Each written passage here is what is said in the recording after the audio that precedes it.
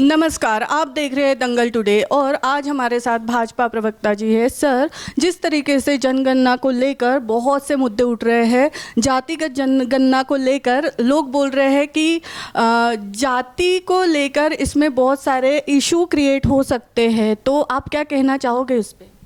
देखिए, ये जो लोग आरोप लगा रहे हैं उनकी मंशा पर सवाल होता है। भारतीय जनता पार्टी तो सबका साथ, सबका विकास और सबके विश्वास के साथ जिस प्रखरता के साथ सामाजिक सरोकार की दिशा में आगे कदम बढ़ा रही हो, ये निश्चित रूप से ये जो गणना होगी ये देश के विकास में कहीं ना कहीं अपनी सहभागिता सुनिश्चित भी करेगी और हर वर्ग के साथ न्याय होना चाहिए।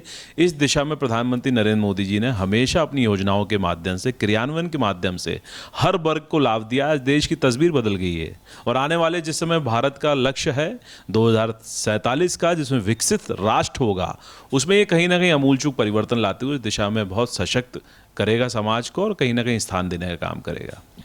जिस तरीके से कांग्रेस का कहना है, ये राहुल गांधी जी ने विधानसभा में ये विषय उठाया था और उसी पे बीजेपी काम कर रही है। देखिए, राहुल गांधी जी को अभी बहुत सीखने की आवश्यकता है।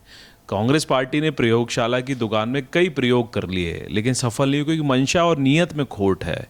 कभी ना ही देश के विकास में, जनहित के मुद्दों पर आप राहुल गांधी की बात कर रहे हैं। पूरी की पूरी कांग्रेस पार्टी इस समय देश विरोधी गतिविधियों में संलिप्त है और जहां राहुल गांधी, सोनिया जी जेल जाते हुए दिख रहे हैं तो तमाम मुद्दे उठा के वो विषयों को डाइवर्ट करना चाह रहे हैं कि न्यायपालिका और कानून पर दबाव बनाकर किस प्रकार से संविधान बचाओ की यात्रा तो निकालते हैं, लेकिन ये शुद्ध रूप से परिवार बचाओ की यात्रा है जिसमें पूरी की पूरी कांग्रेस एक परिवार की बंधुआ मजदूर की तरह काम कर रही है। जिस तरीके से आज छोटे बच्चे अवैध शराब के मामले में कुछ ऐसी रिपोर्ट सामने आई है। कल बैरेसिया पे एक छोटी बच्ची, नाबालिग बच्ची शराब बिकते हुए मिली है। सर, इस बारे में आपका क्या कहना है?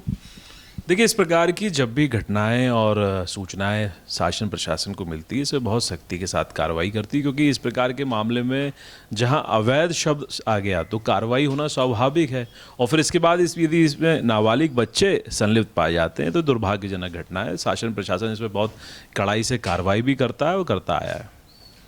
सर, इस तरीके से आपने जिस तरीके से बोला कि शासन प्रशासन इस पर कार्रवाई करती है, बट कार्रवाई होने के बाद भी इस तरीके के नज़ारे पूरे सामने, पूरे भोपाल में दिख रहे हैं। नहीं, ये ऐसा तो नहीं है पूरे भोपाल में दिख रहे हैं। तो आप दिखाइए एक जगह की कोई सूचना आई है तो सूचना जब मिलेगी उसमें उनके परिजन इन्वॉल्व हैं या कोई अलग तरह के लोग इन्वॉल्व हैं, कौन है, ये जांच के बाद साफ होगा। लेकिन कहीं ना कहीं ये बाल अधिकारियों का भी कहीं ना कहीं उल्लंघन है। इसमें नाबालिगों को कभी शामिल नहीं किया जाता और जिस प्रकार से अवैध रूप से बेचना तो अपराध है और इस प्रकार की यदि कोई घटना हो रही है तो उस पर शासन प्रशासन बहुत सख्ती के साथ कार्रवाई करेगा। तो सर का कहना है शासन प्रशासन सख्ती से कार्रवाई करेगा। कैमरामैन इकबाल के साथ मैं संचिता, दंगल टुडे।